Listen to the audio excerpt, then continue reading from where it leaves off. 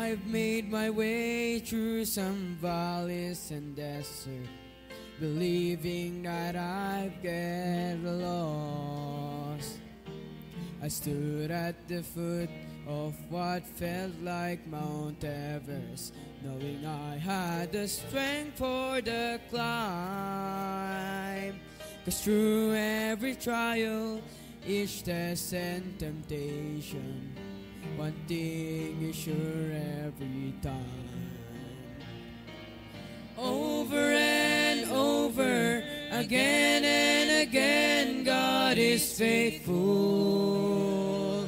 Over and over, again and again, through it all, He's made me able to stand and survive, to come through alive, and it sure looked like I couldn't win. But Jesus is with me, so I'll claim the victory over and over again.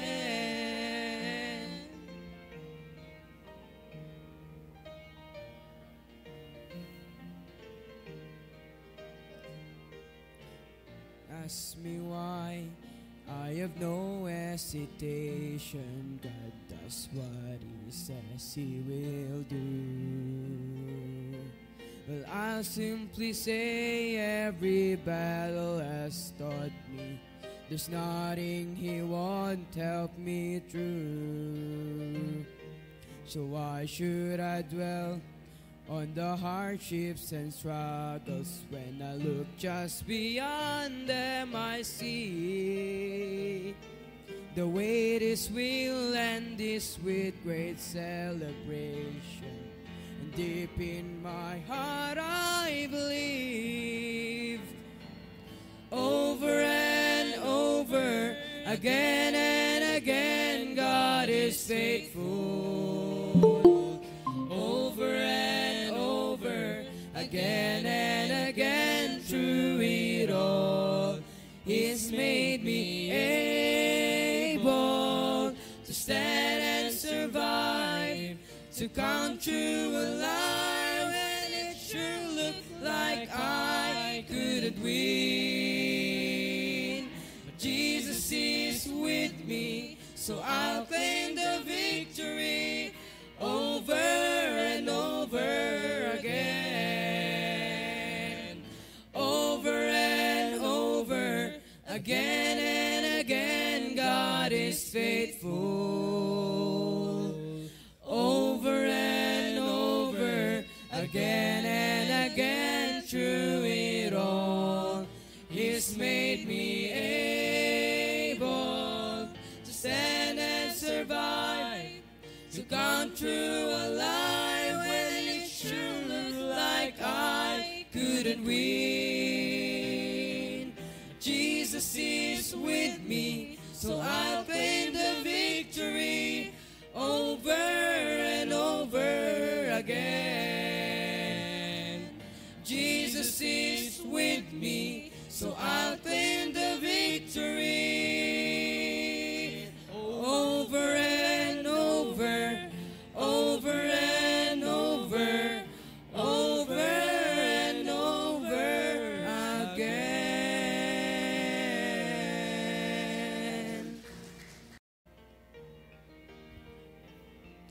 Yes.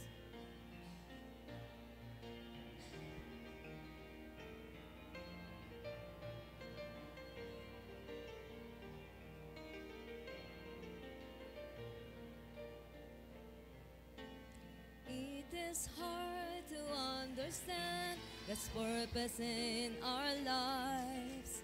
It is hard to obey the perfect will of God. But all we need to do is to trust Him with all our heart, because God is faithful every time. God is faithful every time. He will never leave you. God is faithful every time. He will now protect you. Oh,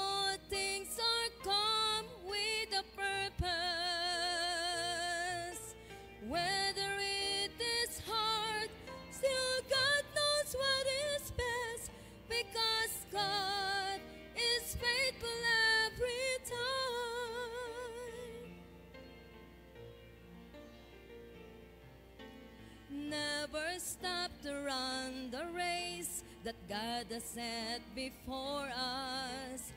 Do your best to reach your goal, and God will take the rest. Lay aside your burden at His feet, because God is faithful every time. God is faithful every time. He will never leave you. God is faithful every time. He will now protect you.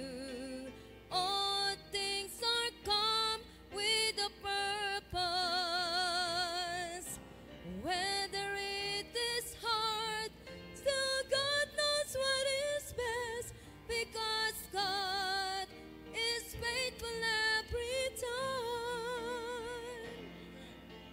Whether it is hard, still God knows what is best, because God is faithful every time. God is faithful every time.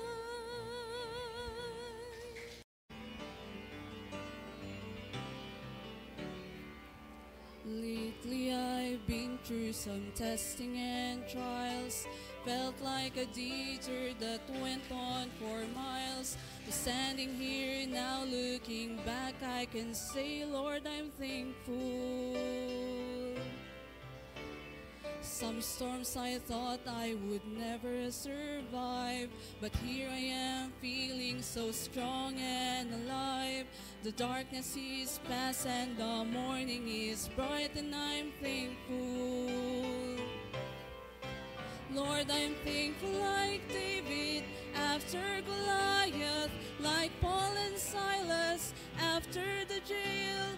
I'm thankful like Daniel after the lions. Lord, I'm thankful.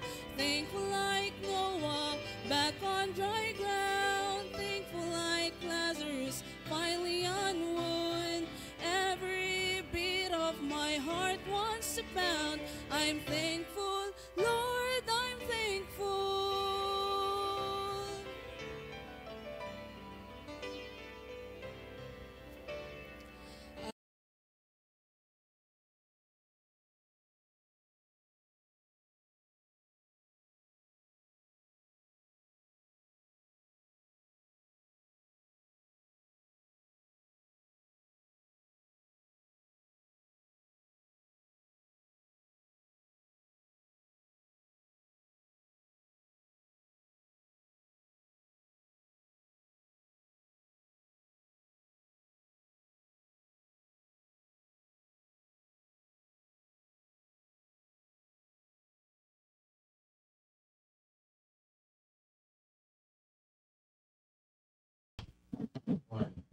Hello, magandang umaga po sa inyong lahat.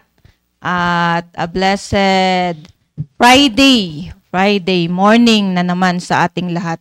At nagpapasalamat tayo sa Panginoon dahil nandito na naman po tayo upang makinig ng salita ng Diyos. At ito yung ating programa ng mga mothers na pinamagatang ang pagmamahal ng isang ina.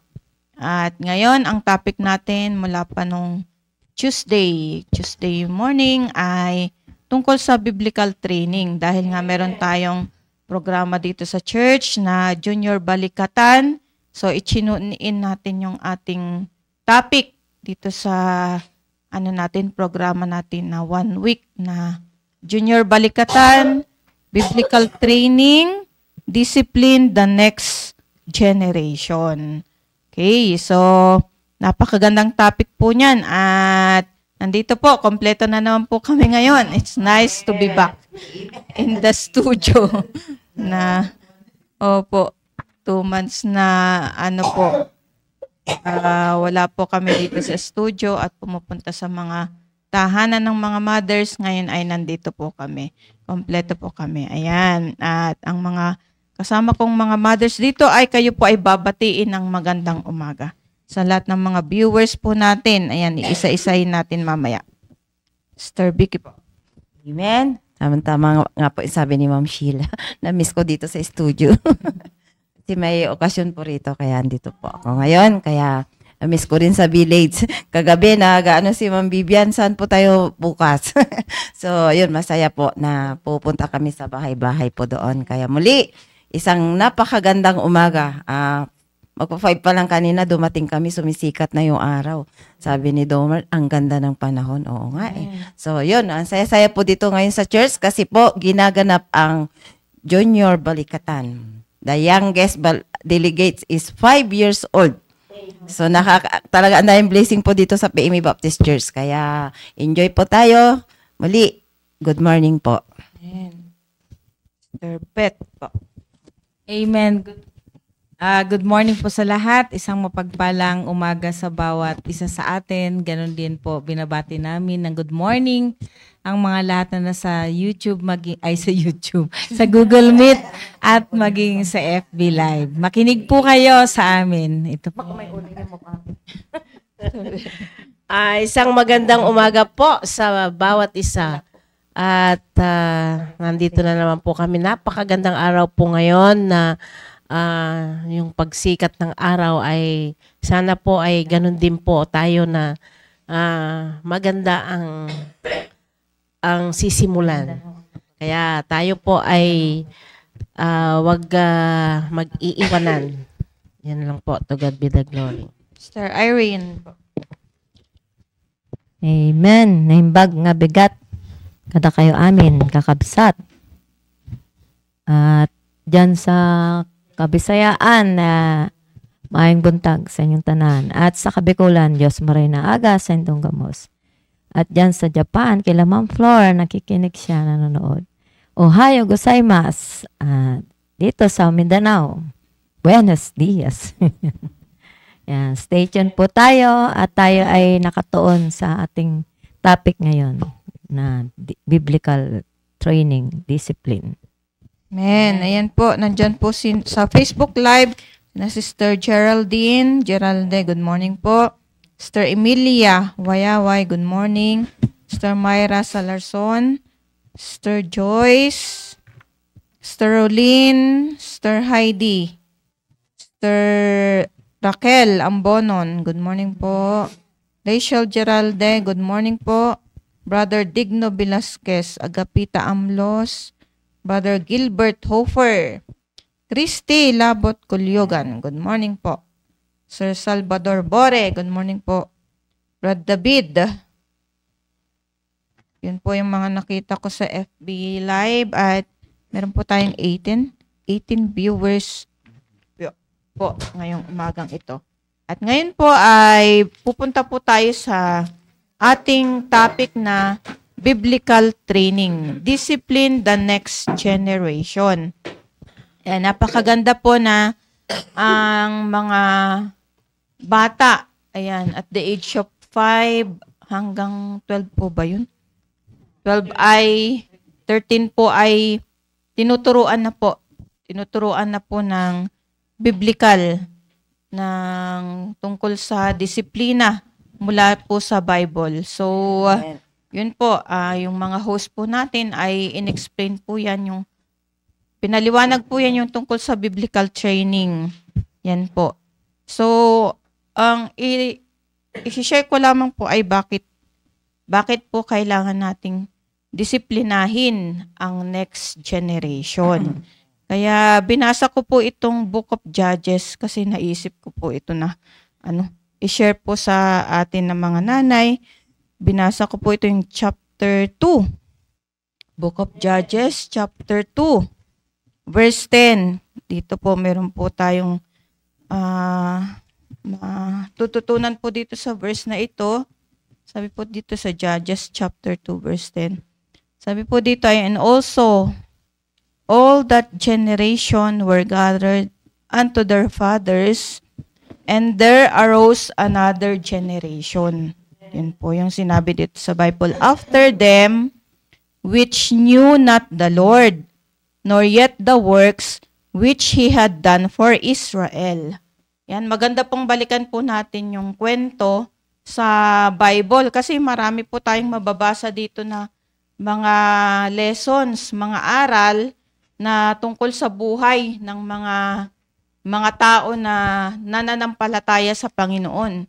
Yan. Ito po yung buhay ng mga Israelites nung panahon na si Joshua po ay kinuha na ng Panginoon. Yan. Leader kasi siya, siya yung pumalit kay Moses. Yan po yung kwento niyan. At sinabi dyan na namatay si Joshua. At ngayon, wala kasing pumalit kay Joshua dito eh. Tapos, another generation na ang pumalit dito, which knew not the Lord. Hindi na nila kilala ang Diyos. Yan po. Kaya yun yung purpose. Bakit? Yan. Bakit merong balikatan training? Bakit merong discipline the next generation? Dahil nga, habang bata pa sila, pag tayo ay, halimbawa, mawala na, sila yung malilipat sa kanila yung pananampalataya na nasa atin. Yan, halimbawa ako, generation namin ni Pastor RJ, yan, generation namin, mga nanay, sa mga anak namin, ililipat namin yung aming pananampalataya, ilipat namin ang pananampalataya sa Diyos sa mga batang ito. At nawa, yung kanilang mga anak din, ililipat din nila yung pananampalataya sa Diyos para hindi po magkakaroon ng ganito. At sabi nga ni Sir Edgar, napakaraming result na hindi maganda kung hindi madidisiplina at hindi mailalagay yung pananampalataya sa Diyos sa mga batang ito. Kasi 5 years old to 12 years old ay kung hindi matuturuan ng tungkol sa Diyos ang mga batang ito. Yun nga yung magiging resulta, sabi ni Sir Edgar, at which is tama naman. Magiging emotional, tapos yung sarili lang niya, 'di ba? Walang self-control. Out of control, sabi ni Sir Edgar. Ganun ang mangyayari dahil sabi nga foolishness, sabi ni Sir Edgar na foolishness is bound in the heart of a child. Kaya napakaganda yun yung mga napapakinggan nila tuwing gabi. Napakaganda ng mga sinasabi ng mga preacher. Kaya pinapanalangin ko nga na yun ay matatak sa puso't isipan nila hanggang sa paglaki nila, hanggang sila ay maging adult, ay nandoon nakatanim sa kanilang puso't isipan yung kanilang natutunan. Ang sabi po dito ay, anong nangyari sa mga Israelites na to na hindi na nila kilala ang Diyos? Yan. Which knew not the Lord, nor yet the works which He had done for Israel. So, ang ginawa nila ay gumawa sila ng karumal-dumal, mga masasamang gawain sa harapan ng Diyos. At meron silang tinatawag na other gods. Serve Baalim, sabing ganun. Ito yung mga Diyos-Diyosan nila. They forsook the Lord. Sabi dito na kinalimutan nila ang Diyos na tumulong sa kanila. Mula pa noon sa pagkaalipin nila doon sa Egypt. Yan. So ito yung kwento nito na yung mga Israelites na to, ay hindi sila natuto sa mga paghirap nila. Naghirap kasi sila dito at hinayaan ng Diyos na yung mga Israelites ay sila ay maging alipin. Palipat-lipat kasi sila maraming nagko-conquer, sumasakop sa kanila na mga iba't ibang mga inhabitants doon. Kasi nga umalis sila ng Egypt, pupunta sila sa Promised Land, sa Canaan, ang tigas ng ulo nila. Yan, nagrereklamo sila kay Moses hanggang sa namatay na si Joshua, yung pumalit. Wala nang pumalit na leader. Kaya maganda rin yung meron tayong pastor talaga na nagtuturo sa atin kung ano ang dapat nating gawin sa ating buhay. Kasi dito wala nang pumalit kay Joshua, pero binigyan sila ng Panginoon ng judges. Yan, yun naman ang pumalit kay Joshua, yung mga judges. Bagamat nandyan yung mga judges na tinutulungan sila para ipaglaban sila o sila ay ibig sabihin ay tulungan sila na hindi sila masakop ng mga kaaway. Palipat-lipat sila ng mga kaaway na ito na sila ay sabi dito is verse 14, and the anger of the Lord was hot against Israel. Talang galit na po ang Diyos sa kanila dahil delivered them into the hands of spoilers that spoiled them and sold them into the hands of their enemies round about so that they could not any longer stand before their enemies. Wala na silang magagawa. Hindi na sila tinulungan ng Diyos.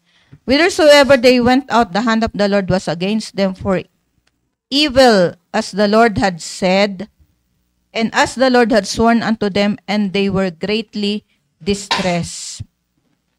Verse 16, nevertheless, the Lord raised up judges. Ayan, may mga judges, which delivered them out of the hand of those that spoiled them. Bagamat gawa ng masama itong mga Israelites na ito, ay nandiyan pa rin yung pagmamahal ng Diyos sa kanila. Ayan, kaya dapat po ay tayo po ay matuto na kung hindi po natin matuturuan yung ating mga anak tungkol sa Diyos, ay pag yan ay naging adult na at siya ay nagkaroon ng anak, hindi niya rin matuturuan yung anak niya tungkol sa Diyos. At ito po ang mangyayari. Magkakaroon ng another generation na hindi kilala ang Diyos at ang gagawin niya ay yung para lang sa kanyang sarili. So, nandyan yung galit ng Panginoon. Nandyan yung sumpa para sa mga pamilya na ito. Kaya magkaroon tayo ng tapang bilang mga magulang. So, dito pa lang, magkaroon na tayo ng pakikipaglaban na wag nating isosurrender na dapat yung pananampalataya natin sa Diyos, tapos yung salita ng Diyos na nasa atin, ay dapat ililipat natin sa ating mga anak. At yung mga anak naman natin, kapag nagkaroon ng anak na naman, o yun, apo na yun, so dapat ililipat din sa kanya yung pananampalataya na yun. Kasi worse po worse ang mangyayari, magagalit ang Diyos sa atin. Kaya hindi matahimik yung mga Israelites, di ba? Ganon din yung mangyayari sa atin kapag wala tayong Diyos at hindi tayo sumusunod sa Diyos. Nandyan yung sumpa ng Diyos, nandyan yung galit ng Diyos. Na meron lang po akong isang point dito na bakit kailangan natin magkaroon ng biblical training para ang ating mga anak ay maipanalo natin para sa jablo, para sa Panginoon. So, share ko lang po sa inyo na para magkaroon ng biblical discipline ang ating mga anak, ay sa atin munang mga nanay unang-una na share natin sila ng gospel. Yun po yung una. Let's make sure that our children are saved. Maliit pa lang na bata. Kasi nga sa namin, ang pinakabata dun is 2 po ba si Makmak? 2 years old. Yan, si Makmak. Pinakabata na estudyante namin. Tinuturuan na namin tungkol sa Diyos. Kahit hindi po siya marunong magsalita. Basta malaman lamang niya yung tinuturo sa Bible na mag-behave. Malaman lamang niya na magpipray kasi andyan ang Diyos. Nakikita tayo. Yan. So win your children to Christ while they are small. This is your privilege and responsibility. Then pray much for them. Maganda tayong mga nanay ay makita ng mga anak natin na tayo ay nananalangin para sa kanila. Yun yung pinakamahalaga sa lahat. Kasi ito nga yung warning dito sa Judges. Basahin niyo po yan sa inyong tahanan, yung kwento ng mga Israelites na matitigas ang ulo, namatay si Joshua, nagkaroon ng another generation, hindi kilala ang Diyos. Palipat-lipat lang sila sa mga kaaway. Hanggang sa humingi sila ng tulong sa Diyos, tinulungan sila ng Diyos, bumalik na naman sila, pabalik-balik sila. Andun pa rin yung galit ng Diyos sa kanila. So habang maliit pa sila, ay tiyakin natin na talagang kilala nila ang Diyos. Huwag nating baliwalain yung mga tinuturo ng mga pastor sa pulpit. Huwag nating baliwalain yung mga tinuturo sa pagba-Bible study. Huwag nating baliwalain yung mga tinuturo sa online morning devotion. I-share natin sa ating mga anak. So yun yung magandang dapat nating gawin. And then para maging masaya yung ating mga anak ay magkaroon tayo ng prayer without fail at i-guide din natin yung ating mga anak sa Bible reading. Yan. And then, wag nating hayaan na sila ay mag-a-absent sa simbahan. Attend church services as a whole family. Siyempre, magsisimula sa atin bilang mga nanay. Kung pawawala, tayong mga nanay, pawala-wala tayo sa church, di mas lalo na yung mga anak natin din, mag-a-absent din sila sa church kasi si nanay, hindi naman nag-a-attend dyan ng hapon. Hindi na rin ako mag-a-attend ng hapon. Hindi siya na-attend ng Wednesday. So, ganun. So, encourage your children na makinig ng salita ng Diyos. Yan, dadagdagan ko lamang po yan after na magsalita po yung ating mga host. Yan po. So, prayerfully ay may apply natin ito sa ating buhay mga mothers na dapat ang mga anak natin ay siguraduhin natin na habang bata pa sila, kilala na nila yung totoong Diyos sa kanilang buhay, sila ay matututong manalangin, basahin yung Biblia, pahalagaan yung mga napapakinggan dun sa pulpit. At yun ay magsisimula po sa atin. Yung salvation na natanggap na i-share natin sa kanila. Yun lamang po. At sige po, Sister Irene po. Amen. Good morning po sa ating lahat. Salamat kay Ma'am Sheila. Ayan.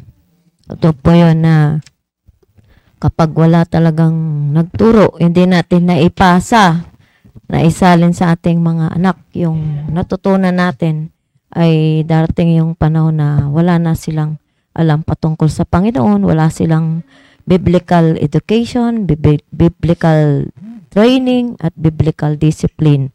Lahat yun mawawala. Huwag nating pahintulutan. Kaya nga ang ating topic ngayon ay biblical training, discipline the next generation. Tayo yung accountable. Ngunguna dyan yung mga nanay at tatay na dapat tayo yung may ipakitang may Diyos tayo. Kaya nga kung wala tayong discipline na mga nanay, tatay, ay ganon din yung mga anak kakalabasan. Yung resulta, hindi maganda. Kaya kung emotional yung nanay, emotional din yung mga anak. Yan. Dapat i-train natin sila sa tama, biblical training, na gagamitan natin sila ng salita ng Diyos. Na susundin natin yung pattern na itinuturo ng Bible. Ang sabi nga sa Proverbs 22 verse 6, train up a child in the way he should go, and when he is old, he will not depart from it. Na kapag nag-start tayo na bata pa sila, yung nagkakaisip na sila, mga 1 nga, meron na 2. Yan na, nai-introduce na natin sa kanila yung Panginoon, lalo na yung biblical discipline, ay matututo sila. Maaring sasabihin natin ang hirap turuan kasi yan yung mga first step nila talagang walang training na madali. Lahat ay mahirap. Kaya nga, wag tayong maaawa kapag umiiyak. Ano nila yan, weapon nila para i-stop natin yung pag-discipline. Pag iniyakan lang tayong konti ay naaawa tayo. Yan. Mas nakakaawa sila kung wala tayong naituro sa kanila. Lumaki sila na wala man lang natutunan. Yan. Kanino babalik yung ganong, may mga comments yung mga tao. Ay, hindi siguro yan tinuruan ng nanay. Tayo yung magiging kahiya-hiya kapag yung anak natin, di natin naturuan. Kaya, andun dapat yung diligent natin, yung pagsisikap na turuan natin sila. Sabi nga yung ibig sabihin ng train, to undergo instruction. Yan, hindi dapat mawawala instruction sa kanila. Discipline or drill. Kaya nga tingnan mo yung pag sinabing drill, mahirap, walang madali. Meron nga yung pag earthquake drill, 'di ba? Tinuturuan sila anong gagawin kapag dumating yung earthquake. Yan. Mahirap yung mga tinuturo. Ganon din sa kapag may sunog, tinuturuan sila sa school. Lahat ng training walang madali. Yan. Sa umpisa lang yan. Pero pag na-practice na nila, na nasanay na sila, naging habit na nila, madali na sa kanila yung gawin at sundin dahil na-practice na. Sabi nga, to teach so as to make fit. Yan, qualified or proficient. Pag sinabing proficient, skilled, magiging bihasa na sila. To form by instruction. Yan. Para sila ay ma-form, ma-build na sa pamamagitan ng instruction, paunti-unti, na gagamitan natin sila ng salita na yung light lang, yung madali nilang maunawaan, hindi tayo gagamit ng mga malalalim. Kaya nga sa pagtuturo ng mga bata, hindi kailangan yung sabi nga sa Ilocano, naunag mat datang Ilocano, naunag. And pati yung sa English, 'di ba? Yung mga common words ang ginagamit natin pag bata ang tinuturuan natin. Hindi tayo gagamit ng mahirap, yung word na mahirap nilang maintindihan. Kaya nga, inihimay-himay natin kapag nagtuturo tayo, dinidefine natin yung meaning para mas lalo nilang maunawaan at may maipasok sa kanilang puso't isipan. Kaya nga sa pagtuturo ay tayo dapat ang unang tayo yung sinusundan At kung nagtuturo man tayo, dapat yun din yung ating ginagawa. Maaaring sabihin natin, anak, masamang magsigarilyo pero ikaw naman nagsisigarilyo, di ba? Bakit si nanay? Sabihin niyan. O sabihin natin, anak, masamang uminom ng alak pero nakikita ka naman niyang umiinom. Paano kanya susundin? Bakit si nanay? Ganun. Kaya hindi kanya susundin.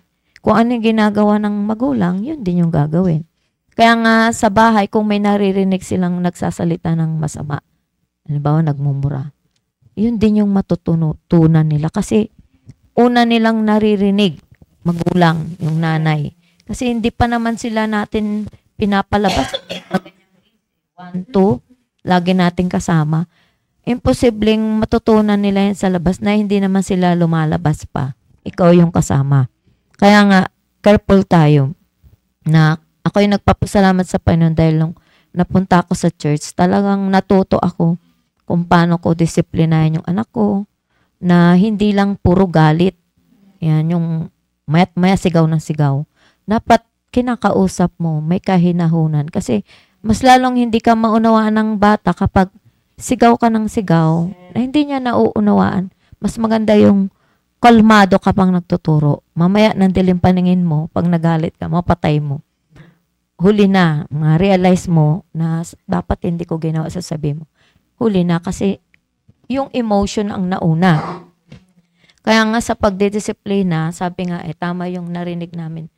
Nagpapasalamat ako sa narinig namin kahapon kay Sir Edgar na yung ano ba yung magiging result kapag wala silang natanggap na biblical discipline or biblical training, na yung resulta magiging emotional, magiging palaboy sila, magiging rebelde pa nga sila, imbes na maturuan mo, prinovoke mo pa silang magalit, magtanim ng sama ng loob sa'yo. Habang nagkakaisip kasi ang bata, natututunan nila yung magrebelde kapag hindi maayos yung pagdisiplina natin, pagte-train sa kanila. Na iba yung na-mold sa kanilang isip, puro galit. Sabi nga, training that corrects or molds. Discipline yun. Self-control yan. Pag sinabing discipline, nandun yung self-control. Magkakaroon sila ng self-control sa sarili na imbes na magalit sila, magiging positive yung dating sa kanila na hindi negative. Kasi pag negative, puro kasamaan. Pag positive, magiging sila yung para sa kanila, mabuti yun. Yun ang dapat nating maituro sa kanila. Positive sila lagi. Na anak, tinuturuan ka namin para maging maayos ka. Pag nagpamilya ka, may maituro ka ding maayos. Yan. Kasi kung puro kasamaan, hindi mo pinapakita yung pagmamahal mo, lagi ka nang nagagalit, iniisip tuloy ng anak, Ba't kaya galit sa akin lagi ang nanay ko, ang tatay ko? Hindi niya kaya ako mahal? Ayan. Ganun ang naiisip nila. Kaya, ang result niyan, minsan, nagkakaroon sila ng, naghahanap sa labas, bad barkadas, nagkakaroon sila ng masamang intention na punta na ako sa labas kung saan makaramdam ako ng pagmamahal. Ang iniisip nila, kapag nasa labas sila, yung barkada nila, yun yung nagbibigay ng comfort sa kanila na mali. Yun ang nagiging resulta ng maling pagdisiplina. Pero kung gagamitan natin sila ng biblical discipline, biblical training, ito ay kagamit-gamit. Sabi nga sa 2 Timothy 3:15, and that from a child that has known the holy scriptures, which are able to make thee wise unto salvation through faith which is in Christ Jesus. Pag sila ay na-train na ng biblical, bata pa sila, nakakarinig na sila ng patungkol sa Holy Scriptures na kagamit-gamit kasi ang salita ng Diyos. Sabi nga rito, all Scriptures is given by inspiration of God and is profitable for doctrine. Yan. Ano ba yung doctrine? What is right? Tuturo mo kung anong tama. For instruction in righteousness, for reproof. Ano ba yung reproof? What is not right? Yan. Ituturo mo, ito ay mali. For correction. Correction, how to get it right para maging tama sila. Kaya nga, itong Bible ay very useful sa pagdidisiplina ng bata. Pagtuturo na, ituturo na natin. Kapag nakagawa sila ng mali, huwag natin silang ginadjust na, ay, ganito, ganyan. Ang dami na nating sinabi. Mas maganda yung itutuwid natin sila. Kaya nga may Bible. Yan, tuturuan natin. Anak, ito ang tama. Anak, ito ang mali. Yan. The Word of God is very useful or profitable, kagamit-gamit in training our children. Kaya nga, ito yung gagamitan natin sila ng Bible. Yan. Biblical based dapat ang pagdidisiplina. Oo, namamalo tayo kasi kasama yan. Yung chastisement, yan, yung correction, penalize, na yung pinaparusahan natin, hindi yung parusa na hindi natin sila mahal. Pinapunish natin sila dahil mahal natin sila. Ayaw nating lalaki sila na isang masamang bata. Ang laging ang prayer natin lalaki sila ng may takot sa Diyos. Yun dapat yung prayer natin. Na hindi natin kaya kung sa sarili lang natin talaga. Pero kung hingi tayo ng tulong sa Panginoon, huwag nating aalisin ang Panginoon sa buhay nila. Sa pagdidisiplina. Katuwang natin ang Panginoon. Andyan din yung ating pastor na siyang katuwang natin sa pagdidisiplina. Kaya hindi na tayo hirap na magturo. Kasi nga, kung dinadala natin sa church, may katuwang tayo sa pagtuturo, pati yung mga teachers nila. Kaya pasalamatan natin sila sapagkat dinala sila sa church, binigyan tayo ng pastor na magtuturo sa atin kung ano yung itinuro ng Panginoon. Ganon din po tayo mga nanay, teachers at mga teachers nila sa Sunday school, di ba? Laking tulong yun. Na hindi na tayo hirap magdisiplina. Tayo ay nagpa-follow up na lang. Pero number 1 pa rin tayo na nung galing sa atin, baby pa lang yan, kinakausap na natin. Oo, sabi nga sa 22, Proverbs 22 verse 15, foolishness is bound in the heart of a child. Na nandyan na yan, katambal na. Sa tiyan pa lang meron na. Sabi nga ni Pastor, pinagli sila yan, sa kasalanan. Na meron na silang natural na sin. Kaya ngayon yung puputulin natin. Kasi may sumpa yun. Yan. Kaya nga kung nakikita natin yung magulang natin, alam na natin yung tama. Dapat magkaroon tayo ng self-control. Yung tama ang gagawin natin. Yun yung ating ituturo sa ating mga anak. Na kahit nakita natin na mulatan natin ng magulang natin ay hindi biblical based, hindi sila makadiyos, tayong namulat na, naturuan na, puputulin natin yung sumpa na yun. para sila ay hindi tuloy-tuloy hanggang next generation. Yung sumpa, puputulin na natin. Nung tayo ay naligtas na, yun na yung pagkakataon na sila ay makapag-produce tayo ng bagong next generation na biblical based, na sila ay may biblical training. Kaya nga sabi sa Deuteronomy chapter 6 verse 7, teach them diligently. Masipag, sipagan natin ang pagtuturo. Huwag tayong susuko, huwag tayong tamarin. Kaya lagi dapat nating dinadala sa church. Tulong din yun. Na napakalaking bagay yung dinadala natin sa church. Nakikinig sila sa mga teachers.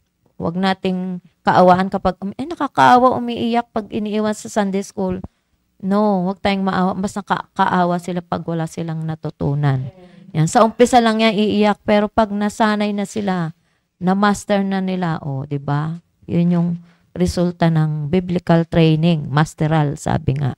Magiging bihasa na sila, skilled, proficient, yan, sa kanilang mga naririnig, natututo sila. At kung mamalo man tayo, yung tamang pagpalo, hindi kung saan-saan, hindi sa ulo, hindi na tamang disiplina yon. Patapain, sabi nga patapain. Papaluin sa puwet. Yan. Hindi yung para tayong namamalo na kaaway natin, kalaban natin. Hindi nila rin yan naunawang kahit mapatay mo sa palo yan.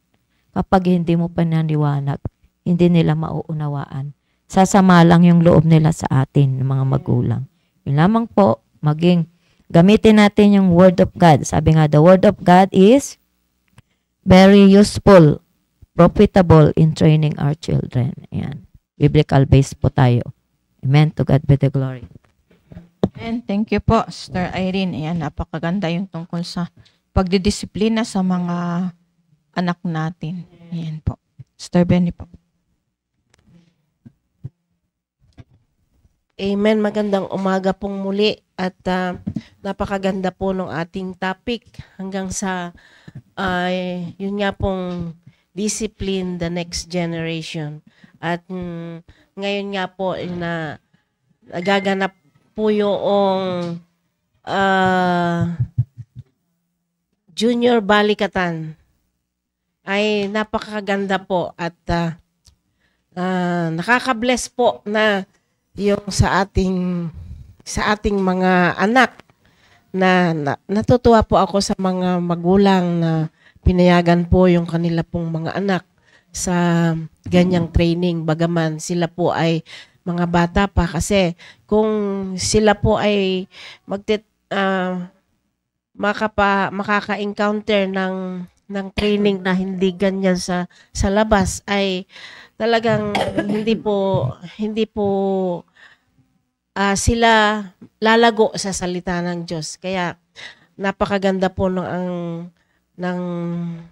nagawa nga po na programa sa mga kabataan dahil yun po ay biblical training po talaga na sa murang edad po nila ay andyan po na matututo po sila sa salita ng Diyos sa yung mga itinuturo po sa kanila na kabutihang asal, yung pagkilos, pagpapananalita ay andun po yung matitrain po sila.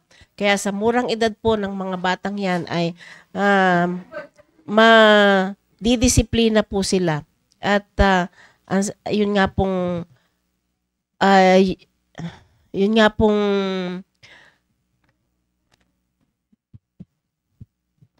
verse po na sa verse 22 verse 6 na yung sabi nga po dito na 22 verse 6 na train up a child in the way he should go and when he is old he will not depart from it. Yun po yung napakahalaga po na dapat po nating i-train po yung ating mga anak biblically na kung sila po ay habang bata pa po sila ay makakarinig na po sila ng salita ng Diyos na manggagaling po sa Biblia na kagaya nga po yung nagaganap po ngayon na sa murang edad po nila ay nadidisiplina po sila. Natuturuan sila ng disiplina patungkol sa salita ng Diyos. Na yun nga po yung kagaya nga po yung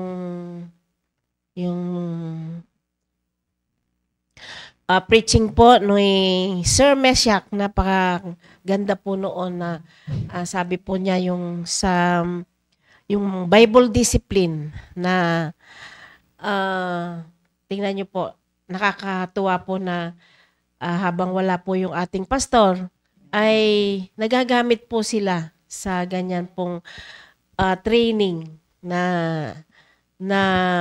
sila po ay nakapagte-train din po ng mga kabataan. At nakakatuwa po talaga na habang wala po ang ating pastor ay andyan po yung kanila pong kasigasigan sa pagtuturo po sa mga bata. At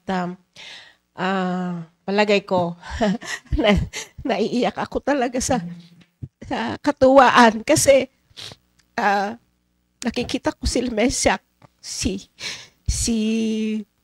Negong, si Belte, na ginagamit sila ng Panginoon. Bagaman wala po yung tatay po nila dito. Ay andun po yung nakapagte-train po sila. Natutuwa po ako talaga, naiiyak ako sa katuwaan kasi bilang isang nanay, alam ko si Ma'am Sheila, tuwang-tuwa dyan sa mga anak niya, si Pastor. Kasi andyan po sila na ginagamit siya sa pagtitrain sa mga bata. Kaya nakakatuwa po kung minsan pasulyap-sulyap po ako sa kanila habang po sila'y kumakain. Na andun po yung disiplina sa pagkain, sa pagkilo, sa pagsasalita. At yun nga, bagaman sila po ay kabataan pa lang, hindi pa nila alam kung paano ang pag-ano sa mga bata. Pero at least andyan po sila na katuwang po ni Pastor sa mga pagtuturo po sa mga bata. Natutuwa po ako talaga. At talaga naiiyak ako kasi tuwang-tuwa po ako talaga. How much more na yung tunay po nilang magulang si Ma'am Sheila talaga. Sabi ko, napakapalad po nitong mga batang ito na habang andito pa sila sa kabataan po nilang edad, ay nagagamit na po sila sa pagtitrain po sa mga iba. At yun nga po yung biblical training po na nangyayari. Kaya sabi nga po dito na train up a child in the way he should go, and when he is old, he will not depart from it. Kaya po na-train nga po sila mula pa po ng bata. Kaya ayan, hindi na po maaalis sa kanilang puso at isipan yung na-train na biblical training po sa kanila na kapag nga po yung bagaman ganun nga po yung training po ng ating pong pastor sa kanila ay talagang makikita na ngayon. Makikita kung ano po yung pagtitrain po ni Pastor sa kanila, buhat po nung sila ay maliliit pa hanggang ngayon. At yan nga po, naiwan po sila dito na sila na po yung ginagamit ng Panginoon sa pagtitrain sa mga bata. Bagaman sila po ay bata pa talaga, pero andun pa rin po yung malaro pa pong ano po nila, lalo na si Belte, parang kaano lang po nila yung mga bata. Pero natutuwa po ako talaga na andun po sila na sumusunod. At siguro kung andito si Pastor, tuwang-tuwa talaga siya. Kaya sabi ko gano'n, naiiyak na lang ako talaga sa katuwaan. Kasi yun nga, kung meron tayong mga anak na ganyan, kaya sa ating mga magulang, ay i-train po natin ng maayos yung ating mga anak. Kasi ito, yun nga, kakatulad nga po ng nasabi ni Sister Irene kanina na habang sila po nga ay bata, ay pag ipinakita po natin sa kanila yung pagmamahal na talagang may pagte-train na pagmamahal na hindi po yung kung nakagawa sila ng hindi maganda ay ipapanis po natin ng hindi maganda. Kaya dapat po talaga na tayo po ay i-train natin ng maayos yung ating mga bata. Bagaman, oo, masakit sa ating mga magulang na pagalitan, makagawa sila ng kasalanan, papagalitan natin. Pero, ano po, talagang i-ano natin sa ating puso na yun ay ikakatino ng ating mga anak. Yun. Kasi, tayong mga magulang, ayaw naman po nating makita yung ating mga anak na mapapariwara. Kaya, sa ating pag-train sa kanila, wag po nating sundin kung ano po yung gusto nila na hindi maganda. Dapat tayo po talaga ang masunod. Kasi nga, kaakibat po natin talaga yung Biblia. Mag-rely po tayo sa Bible na katuruan ng Bible po talaga na ipamulat po natin sa mga bata. Kasi, yun nga, sabi nga po dito na, train up a child in the way he should go. Na habang maliit pa po sila, ay ipakita po natin yung pagte-train natin na biblical sa kanila.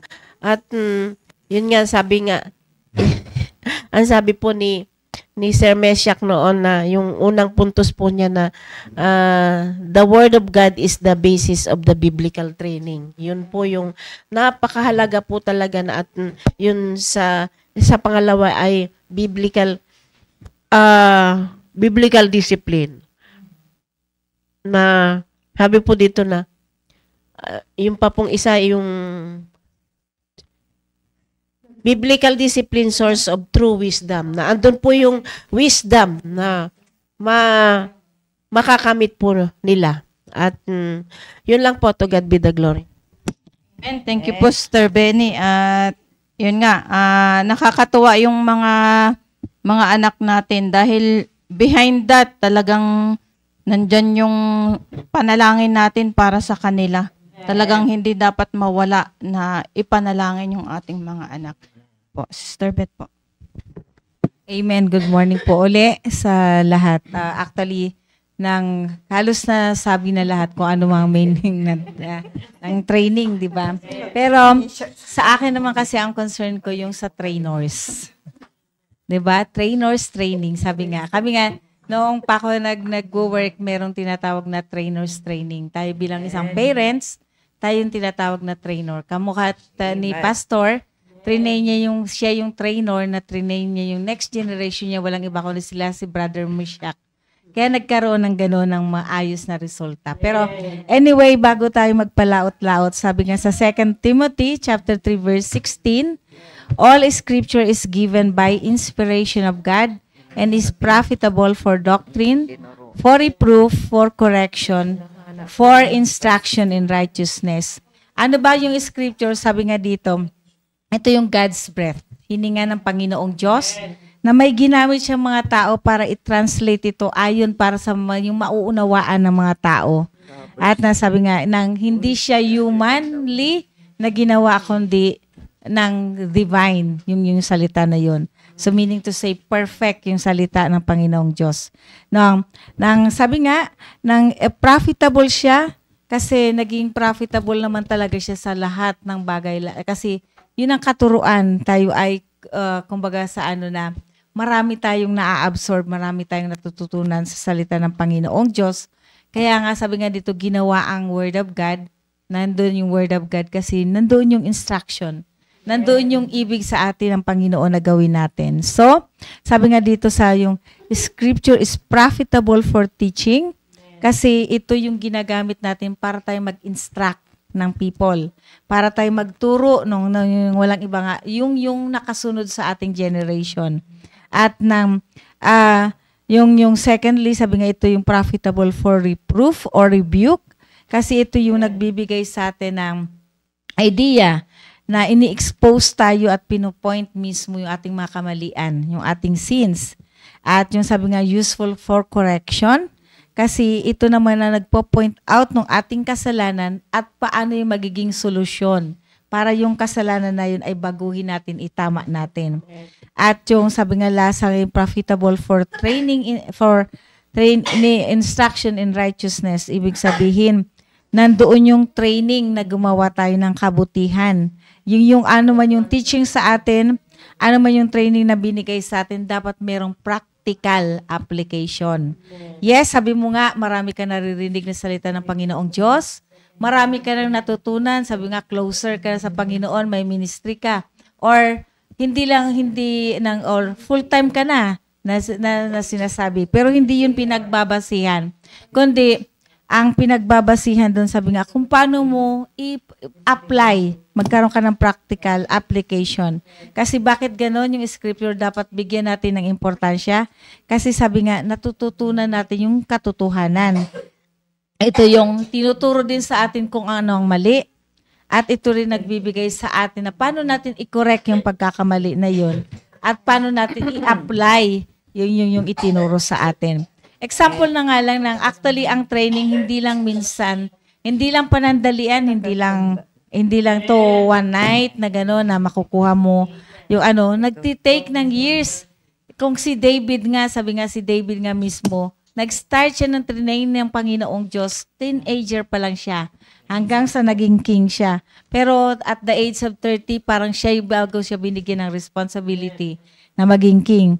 Katulad din ni Joseph, binato, napunta siya sa Egypt dahil nga sa mga ginawa ng kanyang mga kapatid. Pero ng part na yun, simulan ng kanyang training para paano siya maging maayos at paano yung purpose ng Panginoong Diyos sa buhay niya magawa niya. At nandoon din, sabi nga mismo si Jesus Christ, nag-undergo rin siya ng training bago siya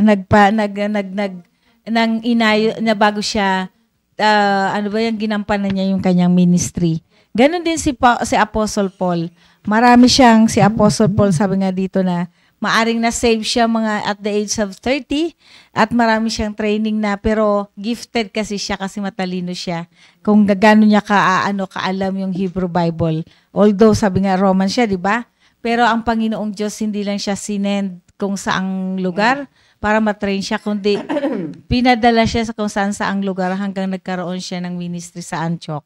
So, ang pag-training kasi hindi lang yung isang gabi lang o kaya isang minsanan lang. Kailangan nandoon yung pagtutok, nandoon yung pag-ayos sa kanila, nandoon yung pag-monitor, nandoon yung talagang application ng katotohanan. So ngayon tayo bilang isang trainer, sabi nga tayo mga nanay, number 1 tayong trainer sa ating mga anak. Kung ikaw hindi nagpapakita ng magandang testimony o example sa iyong mga anak, huwag ka na magtaka na bakit tinuturuan ko naman siya, sinasaway ko naman siya, pero bakit nandoon yung resulta? Kasi bilang isang trainer, meron kang pagkakamali. So kaya nga sabi nga bilang isang trainer tayo, kinakailangan tayo ay maging maayos mismo para doon kasi tayo yung tinitingnan ng mga tinitrain natin. Yung kunti lang sa bata nga, lalo ng memory ng bata, kunti lang na makita nila doon sa atin, nagtatatak yun sa utak nila. Kasi yun yung nag-i-start kasi sila ng foundation, nag-i-start sila ng memory sa kanilang mga utak. So kung nakita nila na mali ang example, may nakita sila na mali sa ating ginagawa, yun din yung magiging tatak una sa kanila. Lalo na pag hindi mo pa pinagtiyagaan na i-correct yun. Okay, ikaw mismo na trainer, hindi ka nagpakumbaba na para i-correct mo yung pagkakamali mo. So, yung kaya, wag ka nang bilang isang trainer, magtataka ka, bakit kaya ganito na ang dami na ganito, ang dami nang tinanggap, naririnig naman yung anak ko, kaya hindi ganito. Kasi, minsan kinakailangan natin bilang isang trainer, mag-evaluate tayo sa sarili natin. Tama ba yung pinapakitang example doon sa mga taong tinitrain ko? Tama ba yung example na, yung testimony ko? Na talaga bang ina-apply ko yung ano man yung napakinggan ko, ano man yung katotohanan ko. Kasi sabi nga yung training, hindi siya cramming. Kinakailangan nito, nag-i-involve ng years. Para talaga kung ikaw minsan, na itinuro ko na yan sa'yo, hindi mo pa natatandaan, tinamad ka na. Walang magiging resulta. Kaya nga kailangan na isa-isa yung tututukin. Kasi sabi nga yung Diablo, hindi natutulog. Naghahanap siya ng pagkakataon na para yung itinuro mo, baguhin niya, ibahin niya. Kaya nga sabi nga na kapag ikaw bilang isang trainer, maging diligent ka doon sa tinitrain mo. Inaayos mo yun.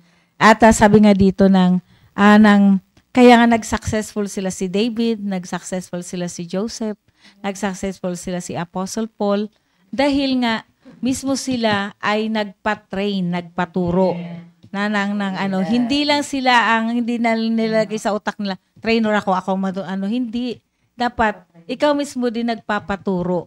Ikaw ay nagpapatrain. Kasi sabi nga, no other words, ang number one na meaning ng training, marami tayong napakinggan, ano ba yung training, ito yung mga application, mga ganun-ganun. Pero ang number one talaga kapag nag-training ka, ang wag mong wawalain, discipline. Discipline sa sarili mo unang-una bilang isang trainer. Kasi kung hindi ka magpapakita na ang training, sabi nga, hindi ito doon sa mga naliligaw pa o sa walang salita ng Panginoong Diyos. Kundi ang training, sabi nga, lalo nang kinakailangan dito ng mga faithful na tinatawag. Yung mga obedient sa Panginoong Diyos. Kasi number one ka ring target ng Diablo para ka baguhin mo baguhin mo kung ano man ang patututunan mo. Kaya sabi nga dito, napakaganda na kung magiging successful tayong trainer sa ating mga trainees, kapag ikaw unang-una, ikaw mismo ay nagpapaturo, may discipline ka sa sarili mo. Yun lang po, to God be the glory. Amen. And thank you po, Sister Beth. Ayan, mga mothers. Ang dami ng mga mothers, ha? O, makinig po kayo. Pero, yung mga mothers na nakikinig dito, malalaki na yung mga anak nila. Yung mga senior citizen po. Sister Vicky po. Ayan, mga apo na lang. Amen. So, salamat sa aking mga co-host. Talagang mula kay Ma'am Sheila, Sister Irene, Sister Ben, Sister Beth. Tama sabi, Sister Beth, kanina nasabi na lahat. Pero, ang ganda ulit-ulitin. Lalong-lalo na po, ito po yung pag-asa ng pamilya natin, yung mga anak natin. Yung biblical training. Kaya, andoon, sabi ko nga nung nag-ano, Sister Benny, Ma'am Sheila, nakasulat nga dito yung pangalan ni Meshach, para hindi ko makalimutan. Kasi talagang blessed na blessed po kami na kung i-apply po natin mula kay Ma'am Sheila, salita ng Diyos po, ito yung pinag-uusapan natin. Kay Sister Irene, na nandyan talaga may karapatan din po silang magsalita kasi nakita po na nandito na patuloy po ginagamit tayo ng Panginoon. Na sa totoo lang, sabi ko, kami ni Sister Benny sa kitchen, sa store, naka-assign na talagang hindi namin yung kasiyahan ba na sabi ko, amen. Purpose ng Panginoon na tingnan mo wala si pastor pero grabe dito na namin nakita yung kaistriktuhan ni pastor sa mga anak niya na at talaga makikita mo na sabi ko parating sinasabi ni pastor na kayo ba naranasan nyo na yung kamay ng Panginoon ang kumilos yung challenge ni pastor sa atin kaya kasi gawain ng Panginoon ito kaya grabe. Andun yung love natin, andun yung patience, andun yung yung nasa sarili natin, mai-enjoy natin yung Kristiyanong buhay natin. Na pag hindi po natin i-apply lahat ng mga sinabi mula kay Ma'am Sheila at bilang isang nanay, pag hindi natin i-apply din yung characteristic ng isang virtuous woman. Ano yung virtuous woman? Andyan yung gumising ka ng maaga, na ikaw yung unang makita ng anak mo na masipag. Hindi magiging tamad yung anak mo pag nakita ikaw una yung example. Totoo yung sabi po nila, nasa training, tulad sa military, yung mga nagtitraining sa military, hindi yung pipitsugin ng mga sundalo, talagang high caliber yan, tapos po ng yan. Kasi nga po, sila po yung unang example. Na pag ikaw trainer, wala pa lawsi-lawsi, ganun din yung susunod sa'yo. Wala. Hindi pa pumasok sa serbisyo, patay na. Sa training pa lang, wala na, mag-quit na. So, ganun po yung bilang isang nanay, yung nasabi din kanina, pag puro emotion tayo. Yung ba yung wala ka lang isaing, nakikita na ng anak mo, puro kadaing. Tapos yung walang gatas, guguluhin mo yung asawa mo. Di, kawawa naman yung anak mo. Sana ang makita sa atin, ando yung love, andun yung kasipagan. Sa totoo lang, ang tatay ang nagtatrabaho, pero andyan pa rin ang nanay. Makita po natin dyan sa virtuous woman, di ba? Yung nagtatahi, nagtatanim.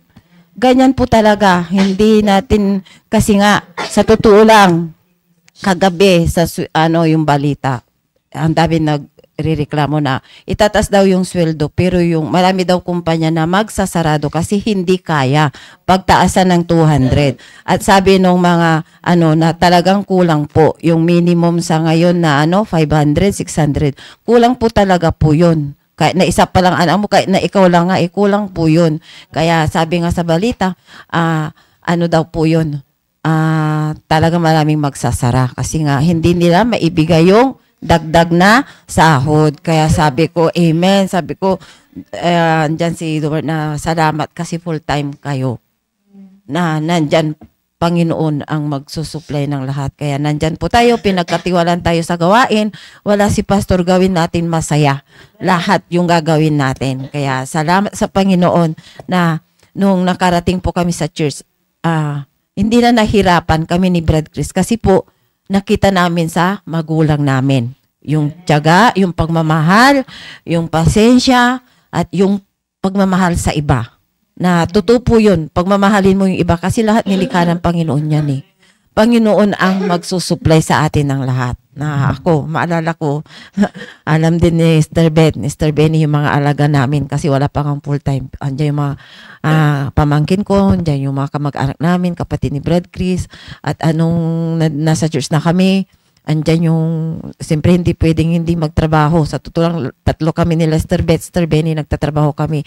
Andyan yung anak ng kusinero, anak ng gwardiya ng Good Taste. Tarang dinala ko sila dito sa church. At ito na po, na-enjoy po namin kasi pag nakita nila yung salita ng Diyos ang tumulong sa kanila, papahalagahan nila yon. Mapalayo man sila, pero darating ang panahon pag kailangan mo, talagang Panginoon ang kikilos. Yun ang masarap po yung Panginoon ang kikilos. Paano Panginoon ang kikilos kung tayo mismo unang-una hindi tayo sumusunod sa Diyos? Yung nga, sabi nga, tinuruan ko naman yan. Bakit ganyan? Ay, hindi po. Hindi talaga natin totoong tinuruan. Nasa isip mo lang yun, pero hindi mo tinuruan. Lalo sa grade 1. Dati, noong unang panahon, grade 1 agad. Pero bakit ngayon may daycare? Diba? May nursery. Hindi, sa totoo lang din, sa dami ng kumukuha ng teacher, pag walang daycare, walang nursery, saan na ilalagay yung ibang mga nag-graduate, di ba? Pero umpisa po, yun ang nasa Bible. Sino umpisang unang teacher? Tayo. Na salamat sa Panginoon na i-enjoy ko po yun sa aking apo na sabi ko, kahit sabihin ng pakialamera, basta gusto kong turuan yung apo ko. Di ba, kasiyahan ko yun. Di ba, bumabata kami ni Mr. Bet. Maganda yung bunso anak mo. Di ba? Kasi daw yung apo daw, yun na yung bonus mo. Yes. At pag makita mo, totoo yun, sabi ni Ma'am Sheila na si Mac isa yung youngest. Kaya pag sa bahay, sabi ko, alam ni Domart yan na sumusunod ako kay pastor na hindi cellphone. Puro educational to, yung color. Na pag sabi ko, pag hindi pa matulog, minsan aburido na sila pag 10 o'clock Kaya pag hapon, hindi pa patulog ni Mr. Tintin kasi gising pa yan. Gusto nila, siyempre matulog na, maghapon, pagod. Sabi ko, turuan mo yan na asan yung red? Hanggang mapagod yung mata yan, matutulog mag-isa. Kaya salamat sa Panginoon, may biblical training na sa next generation. Totoo po yun. Nakita po namin kung paano nag-umpisa po ang Pemi Baptist Church na parati kong sinasabi na ang unang-unang balikatan delegates yung mga anak namin. Na sila Tonton, sila Janjan, sila Lester Tintin, nasabi namin pa sa CSI po yun. Pero halos lahat ng major awards, inuwi po nila. Inuwi ng PME Baptist Church, yung Baptist Boys of the Year, Bistol Winner, sila po yung nag-uwi. Kaya salamat po sa training mula kay Pastor Hill. At hanggang ngayon kay Pastor RJ na andyan po yung salita ng Diyos na makikita natin na sa araw-araw nakaka-bless talagang Panginoon po ang kumikilos mula sa kusina, mula sa paligid na wala pa talaga rin na i-enjoy. May mga nagkakasakit pero andyan din pinubay ng Panginoon yung mga nurses natin.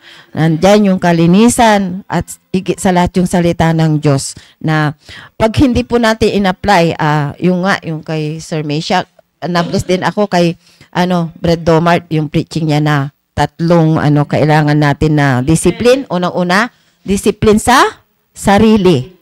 Bilang isang nanay, pag wala tayong disiplina sa sarili natin, anong makikita ng anak natin? Totoo yun. Hindi mawawala yun na, sino bang nanay niyan? Hindi talaga yun. Kaya kailangan po natin ng self-discipline, parental discipline. Kasi nga po, nandyan din po sa Ephesians 6:1, di ba? Hanggang 4. Mula bata, children, obey your parents. Andyan yung instruction bilang isang Kristiyanong pamilya at andyan din yung tatay na huwag puro galit. Andyan yung nanay na buong pagmamahal, buong kasipagan. Nanay po yung sinasabihan. Di ba ang nagtatrabaho sa atin sa bahay, tatay. Pero bakit ang nanay ang sinasabihan na buong kasipagan? Kasi nga po, tayo po yung kasama mula umaga hanggang gabi, hanggang hating gabi, hanggang madaling araw. Di ba? Kaya nakaka-bless po yun. At yung spiritual na blessing. Na sa atin din po makikita unang-una sa ating mga anak. Yung salita ng Diyos ang nagko-comfort, nagpo-provide ng lahat-lahat para pahalagahan po nila po yun. Kaya po hindi po natin to ginawa, wala. Mapupunta tayo sa kasi kanina nang sinabi nila para puro yung para lumago tayo, ano yung dapat na gawin. Pag hindi natin ginawa, ito basahin po natin. Ito na po yung last na sa 2 Timothy chapter 3 verse 1. Umpisahan po natin. Ito yung disobedient generation. Sabi niya, this know also, 2 Timothy chapter 3 verse 1, this know also that in the last days, perilous time shall come. Ito po yung pinaghahandaan po natin itong darating na panahon. Na parating sinasabi, iba na ang generation ngayon. Ito na po yun. Na minsan sasabihin natin, huwag natin sabihin yun. Basta pag naturuan ng salita ng Diyos. Pero ito po yun. Pag hindi talaga inilagay sa puso't isipan ng ating mga anak, ito po yung mangyayari. Perilous time shall come. Verse 2 sabi niya, for men shall be lovers of their own selves, covetous, boasters, proud, blasphemers, disobedient to parents, unthankful, unholy. Ito po yung nakakalungkot kasi kahapon galing kami sa market. Nag-umpisa na po, pero may mga nagbabasketball. Ito po yun mga disobedient. Diba? Lovers of their own selves. Sabi, nagkakantahan pa lang daw. Sabi ko, umpisa na ng service po yan. Nagkakantahan pa lang kahit na parating nga sinasabi ni Pastor, mag-pray kung maaga kang dumating. Di ba? Kahit na wala pa. At ang nakakalungkot, kinampihan, yung nanay pa ang nagrason. Yung nga kaya nga ganun yung anak mo kasi ikaw mismo nakita na tama na yung sinasabi na nagtuturo, tama na yung narinig dito sa pulpito, hindi ka sumusunod. Kaya sasabihin mo ba, ang tigas ng ulo? Kaya kawawa ang anak natin pag tayo mismo ang kukonsinti sa mga anak natin. Kaya lang, ito nga, andito po yun. Pag hindi talaga tayo sumunod sa salita ng Diyos. Verse 3, sabi niya po rito, without natural affection, truth breakers, false accusers, incontinent, fierce, despisers of those that are good. Diba? Biro mo, sasabihin mo, nag-umpisa na, sasagot pa sila, grabe. Sinundan pa nga ni Dumart doon sa likod ng sasakyan. Ano yung sinasabi mo? Sinundan ko din kasi baka, alam mo na, minsan pag talaga yung diablo ang nanalo, talagang di ba? Kaya nakakalungkot po yun na pag hindi po tayo sa lahat mula kay Ma'am Sheila, Sir Irene, Sir Benny, Ma'am Beth, kung hindi po natin susundin po yun. At yung spiritual discipline. Ito po yung mangyayari. Tingnan nyo po sa verse 4, traitors, heady, high-minded, lovers of pleasures more than lovers of God. Diba?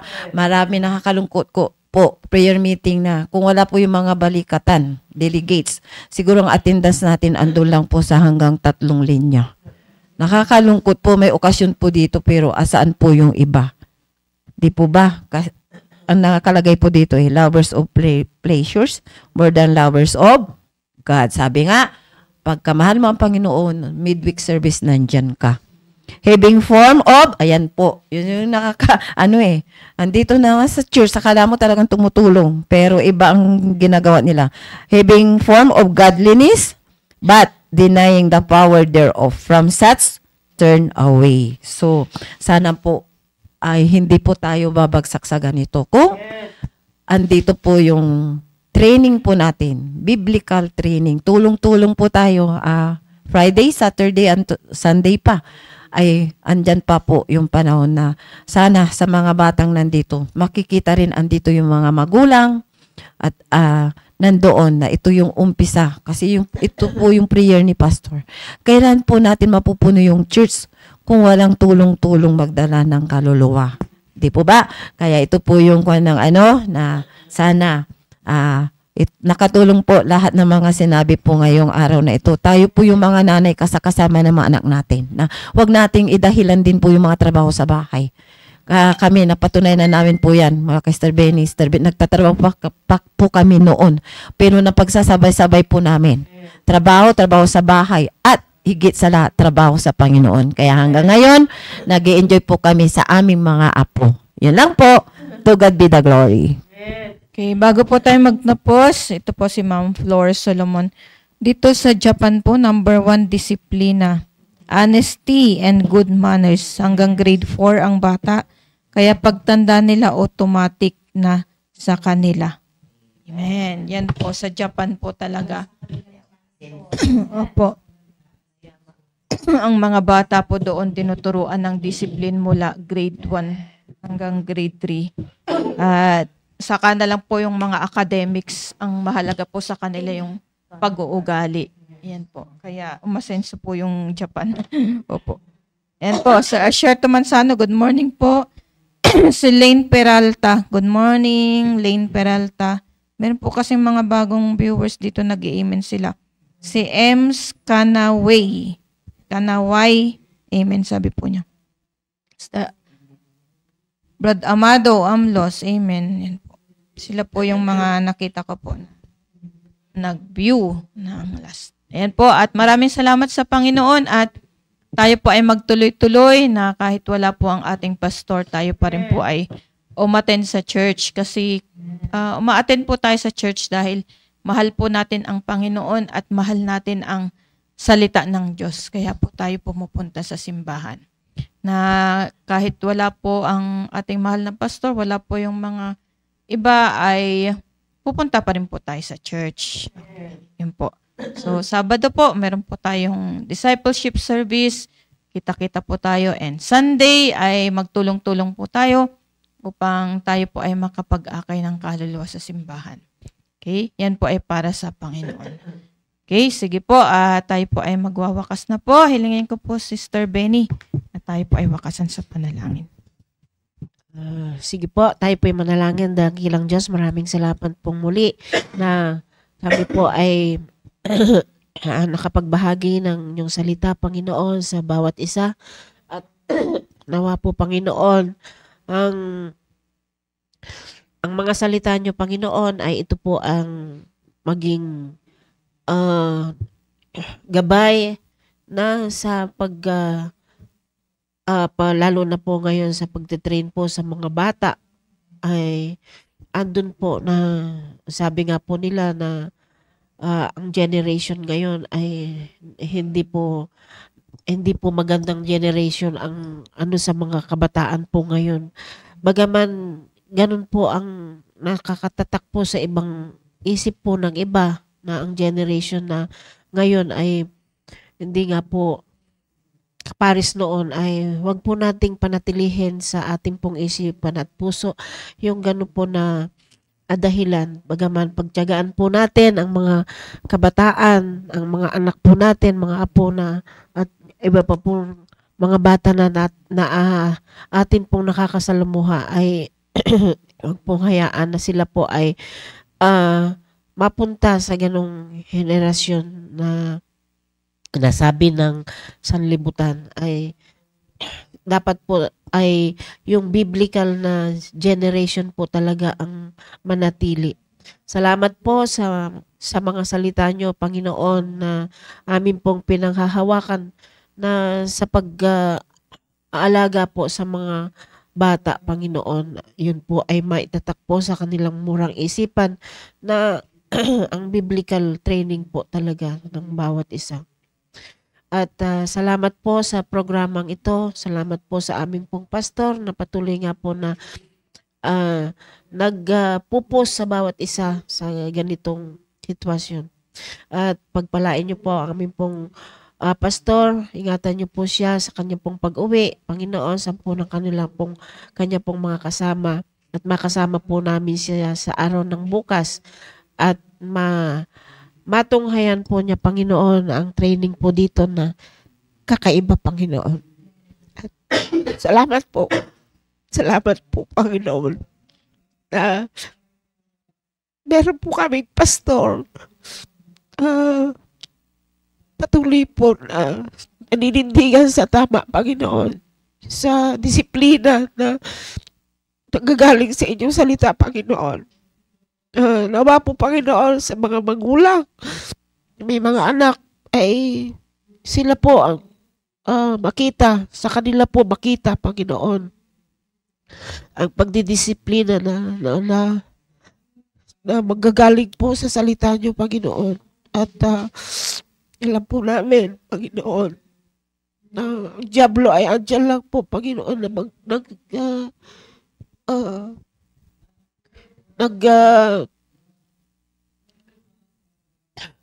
naninira, Panginoon, sa mga kung ano man po, Panginoon, ang tama na ginagawa ng mga magulang sa kanila pong mga anak, ay andyan po na wag po sana, Panginoon, na hayaan na sila po ay magapi ng diablo, Panginoon. Salamat po sa mga salita niyo, Panginoon. At kami po ay maghihiwa-hiwalay, Panginoon, na nawa ay ang salita niyo, Panginoon, ang hayag din po sa araw na ito. At salamat po sa mga kasama ko po dito, si Ma'am Sila, si Sister Beth, Sister Vicky, si Sister Irene, Panginoon. At ang mga mother po dito na full-time, Sister Jamaica, Sister Risa, Panginoon. Magaman si Sister Cherry po, Panginoon, ay hindi po namin kasama, ay andyan po na patuloy nga po, Panginoon, na ginagamit nyo sa paghahayag po ng iyong salita. Salamat po sa programang ito. Salamat sa lahat po ng mga pagpapala at biyayang pinagkakaloob nyo sa amin sa araw-araw, at patuloy nyo nga po, Panginoon, kaming gamitin sa inyong salita, Panginoon. Patawad po sa mga pagkakasala at pagkukulang sa pangalan ni Jesus. Amen. Amen. Thank you so much. Maraming salamat po, Sister G. Abad Araw. Amen. Geraldine. Amen. Good morning. Kay Rizalina Di Sister Guzman. Gina. Good morning po, Sister Gina. Ma'am Flor, hello po. Inaanap ko. Malapit na kayong Inaanap ko to umuwi. eh. Ingat kayo. Yan. God be the glory. Sir,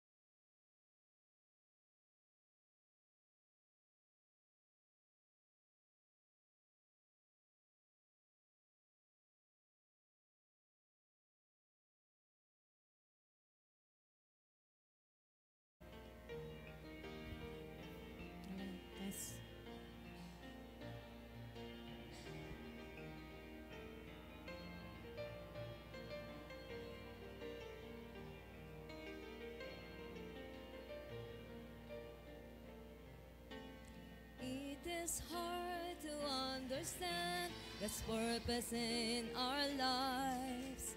It is hard to obey the perfect will of God.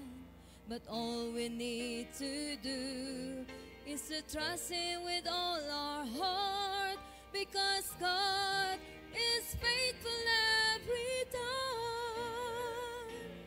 God is faithful every time. He will never leave you. God is faithful every time. He will now protect you. All things are come with a purpose.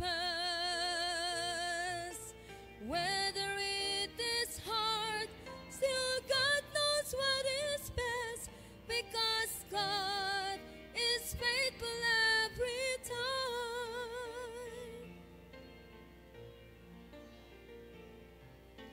Never never stop to run the race that God has set before us. Do your best to reach your goal, and God will take the rest. Lay aside your burden at His feet, because God is faithful every time. God is faithful every time.